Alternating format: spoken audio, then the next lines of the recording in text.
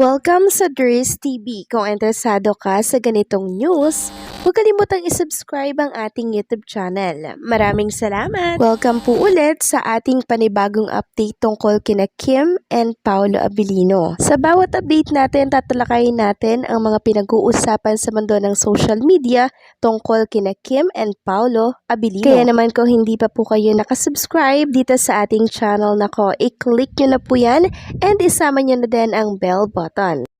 So ayan, welcome back again sa ating YouTube channel mga kakimpaw, and sa update natin ito, ang pag-uusapan natin ay tungkol sa mga importanteng ganap kina Kim and syempre kay Paolo Abilino.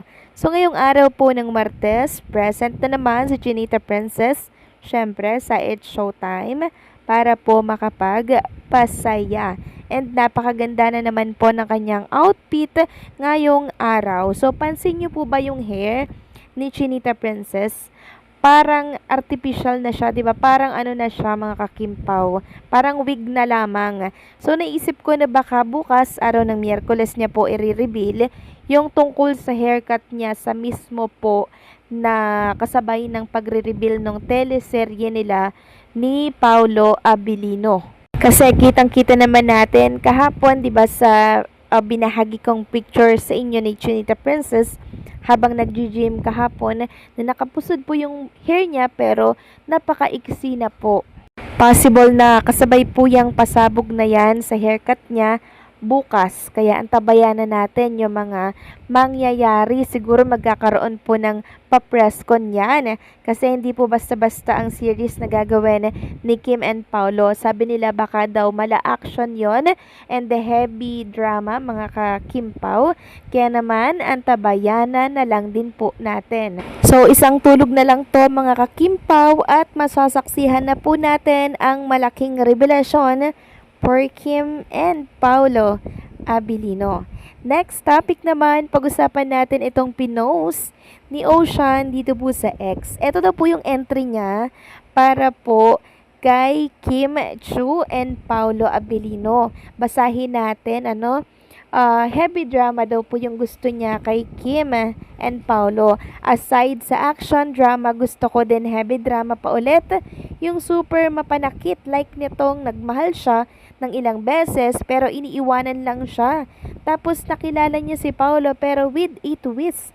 Syempre dapat masaktan tayo ng husto.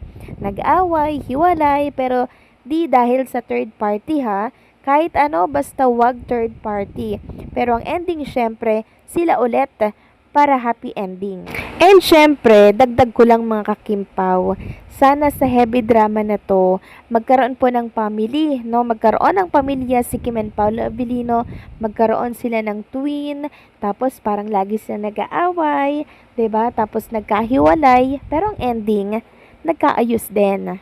For sure, pag ganito po yung drama ni Kim and Paolo Abilino, marami na namang mahuhok na Kimpaw Nation yan na talaga namang tututukan ang kanilang series. Kayo ba mga kakimpaw, ano po ang entry ninyo para kay Kim and Paolo Abilino? Heavy drama din po ba? Paki-comment na lamang po dyan sa comment section natin, okay? So next topic naman pag-usapan natin, itong video po na napanood ko dito po sa Facebook, tungkol ito kay Chinita Princess. So, biktima na naman si Kim Chu ng mga fake news na kumakalat dito sa mundo ng social media.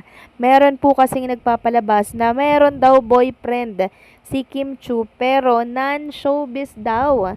At napakinggan ko nga din sa video nitong si SMPTV na pinapalabas daw doon ng mga bashers, mga kwento-kwento na nakita daw si Kim Chu kasama daw yung lalaking non-showbiz, sweet na sweet daw.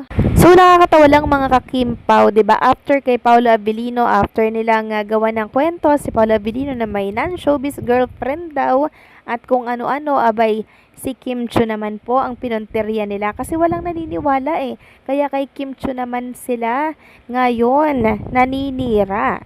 Sabi nga dito, Kim Chu nagsalita na sa balitang may non-showbiz boyfriend fans. Binanatan ang balita.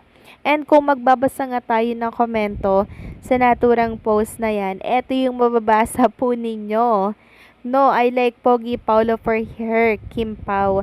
So, sa mga maniniwala po sa mga balitang yan, no, na may non-showbiz boyfriend daw si Kim Chu, nako po, hindi po yan kapani-paniwala mga ka-Kim Pao. Dahil alam naman natin kung ano pong ginagawa ni Kim Chu.